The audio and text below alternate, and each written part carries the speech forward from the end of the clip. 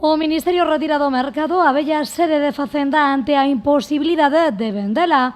O Goberno Central recoñece que a cualificación urbanística do vello edificio da Praza da Ferrería impide calquera operación para vendelo. Trátase dun inmoble que leva casi 5 anos en actividade.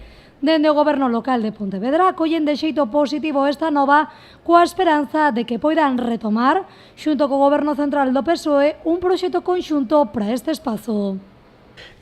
Nós daquela entendíamos que tiña que ser destinado a outros usos, o cual seguimos mantendo, que é dicir, un uso que se ten do que se ten falado reiteradamente era o de arquivo para todas as dependencias, tanto non só da Administración Central, sino da Diputación, do Concello, etc., etc. É dicir, como arquivo sería un sitio moi idóneo. Agardemos que agora, con este novo Goberno, se poidan, digamos, retomar esas negociacións e se lle poida dar destino para uso administrativo ou de todas as administracións. Os veciños de Pontevedra din que non está nas súas competencias o futuro deste inmoble, pero os que se animan a valorar o seu posible uso apostan polo turismo ou por unha residencia de maiores. Quizá un parador de turismo, non lo sé. Algo relacionado co turismo? Creo que sí, que sería bueno.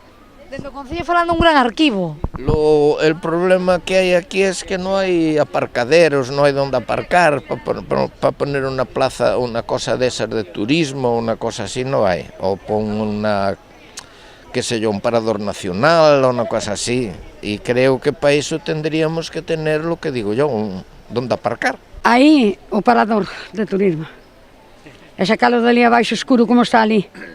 Aquí todo é casiñas e que para eso. E non é iso aí como está, pero iso hai que botalo, que solo son cachitos así, Todo en oficinas, Porque eu vivo aquí e levo moitos anos eso. Pero sei que é un trozo que é do San Francisco, que por eso non dan vendido, Dicenche tantas cousas, señora.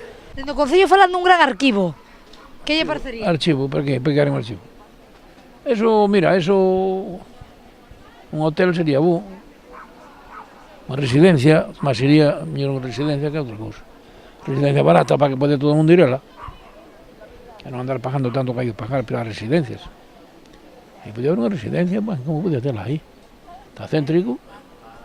Al fin os vellos teremos que ir para aí, porque outra cousa non hai.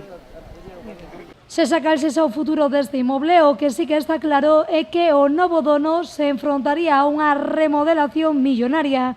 Segundo algúns estudos, a rehabilitación do inmoble para adecuar o edificio suporía unha inversión que non baixaría dos 5 millóns de euros.